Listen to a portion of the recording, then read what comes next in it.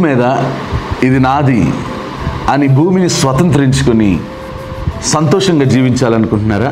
అయితే ప్రభువైన యేసుక్రీస్తు నామం పేరిట మీ అందరికీ ప్రత్యేకమైన శుభములు. ఎంతో అద్భుతంగా ఈ డైలీ బ్రెడ్ ద్వారా మీరందరూ కూడా ఆత్మీయంగా బలపరచబడుతున్నారని నేను భావిస్తున్నాను. ఒకవేళ మీరు బలపరచబడినట్లయితే ఈ డైలీ బ్రెడ్ని మీ స్నేహితులతో, మీ బంధువులతో షేర్ చేసుకోవాలని మనస్ఫూర్తిగా కోరుకుంటున్నాను. భూమి మీద స్వతంత్రులుగా జీవించాలంటే మనకు కావాల్సింది, భారతదేశంలో ఉందాం అనుకున్నాం. ఈ భారతదేశంలో నేను నెంబర్ 1 సిటిజన్గా నేను బ్రతకాలంటే, అంటే భారతదేశంలో స్వతంత్రంగా హాయిగా బ్రతకాలంటే నేను రాజ్యాంగాన్ని పాటించాలి.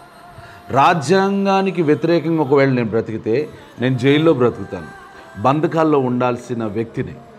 రాజ్యాంగానికి వ్యతిరేకంగా నేను చేస్తే నన్ను జైల్లో వేయాలి. ఎవరైతే రాజ్యాంగానికి వ్యతిరేకంగా బ్రతుకుతారో వాళ్ళని జైల్లో వేస్తారు, వాళ్ళు బంధకాల్లో ఉంటారు. అలాగే ఈ భూమి మీద బ్రతకడానికి దేవుడు కూడా ఒక రాజ్యాంగాన్ని ఏర్పాటు చేశాడు. అదే దేవుని వాక్యం. వాక్యానుసారంగా జీవించామనుకో ఎక్కడ అయినా సరే సింహంలాగా బ్రతుకుతాం. అందుకని బైబిల్ చెప్తుంది, నీతిమంతుడు సింహము వలె జీవిస్తాడని. కీర్తనల గ్రంథం 119 కీర్తన 19 నేను భూమి మీద పరదేశినై ఉన్నాను, నీ ఆజ్ఞలను నాకు మరుగు చేయకుము.